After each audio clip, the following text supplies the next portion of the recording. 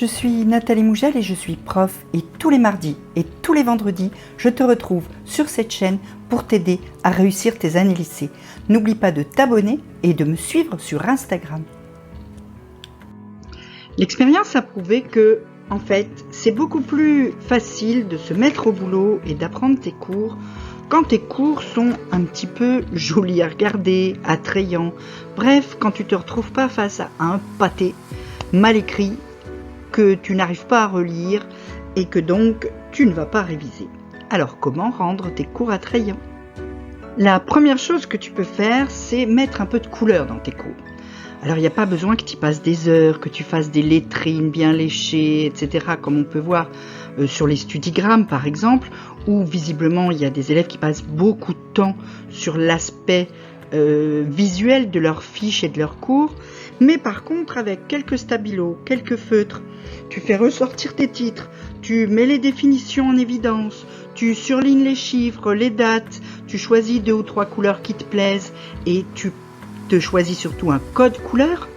C'est-à-dire que par exemple, tu vas faire un grand trait rouge ou au stabilo d'une certaine couleur à côté des définitions. Tu vas surligner les chiffres et les dates d'une autre couleur. Les titres, tu vas là aussi leur choisir un code.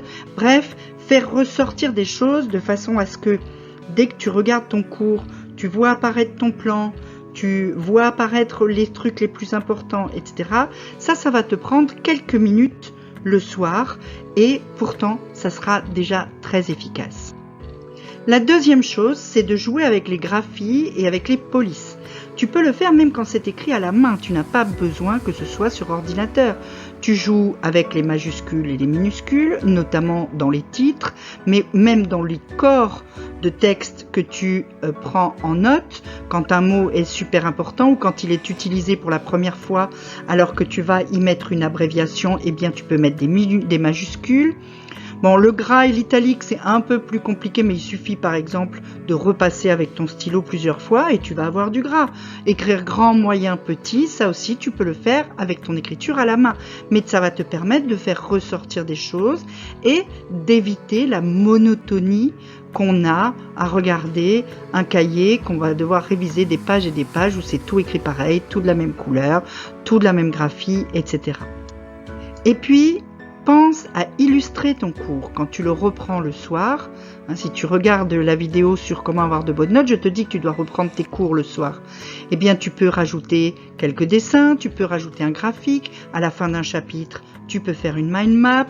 Tu peux rajouter des images, des photos, notamment dans tes cours de langue, par exemple, ou dans tes cours de SVT, ou dans tes cours d'histoire.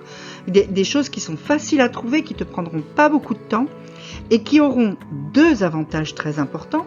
D'abord, donc, encore et toujours, de rompre avec l'ennui qu'on a à réviser un cours qui n'est pas beau, et puis surtout de faire marcher ta mémoire photographique, d'apprendre autrement, de réviser autrement que de juste lire. Et ça, c'est super important parce que ça va en fait te permettre d'apprendre mieux. Enfin, tu peux jouer sur l'espace, aérer, faire des paragraphes, laisser des espaces entre les idées. Ça, c'est pareil, ça te prend pas de temps parce que tu le fais normalement directement quand tu prends tes notes. Quand tu vois bien que le prof est en train de dire une autre idée, c'est que tu sautes une ligne. Le deuxième point, ça sera que paf, tu passes une ligne, tu mets une flèche, tu mets un point, une astérix, enfin, tu joues comme ça sur les moyens que tu as de faire ressortir l'organisation logique du cours. Tu peux aussi rajouter des compléments, des annotations, etc. Là, je te renvoie une nouvelle fois à la vidéo sur la méthode Cornell. Et puis, tu t'arranges de toute façon pour pas avoir une page remplie, blindée de texte où il n'y a aucun trou, aucune aération, aucune vie. Un pâté comme ça, tout compact. Moi, je sais quand je corrige des copies, par exemple, il n'y a rien de plus désagréable que de se retrouver face à un pâté comme ça à corriger. On est découragé d'avance, on n'a même pas commencé qu'on est déjà découragé. Alors, essaye d'éviter de te faire ça à toi-même, ce serait déjà grandement bien.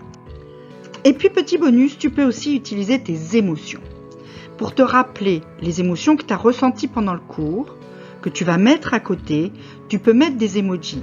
Parce que si tu participes un peu au cours, si tu écoutes activement, ne serait-ce que ça, eh bien, il y a des moments où tu te dis « Ah, là, j'ai tout compris ce que le prof il a dit, super, ça, je vais m'en rappeler. » Ou bien « J'ai rien compris là, ce qu'il a dit, il va falloir que je le reprenne. » Ou « Oh, ça, c'est chiant, c'est pas intéressant. » Ou quand tu relis « Ah, tiens, ça, il va falloir que je le reprenne, que j'aille voir sur Internet des choses qui expliquent un peu mieux parce que je suis pas certaine d'avoir tout compris. » Et puis, tu peux noter aussi les moments où le prof a dit un truc drôle.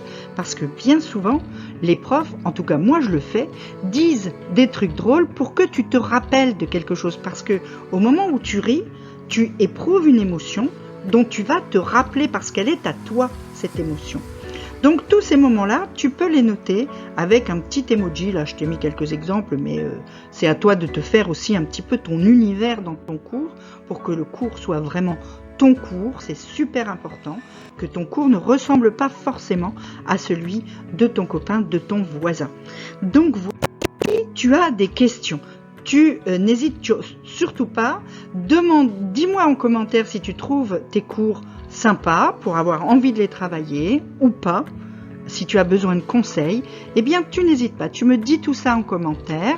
Tu peux me suivre sur Instagram ou t'abonner à mes mails. Sur Instagram, je donne plein de tips. Et puis, tu peux mettre un pouce bleu, tu peux t'abonner et tu peux cliquer la cloche pour recevoir les prochaines vidéos. À très vite!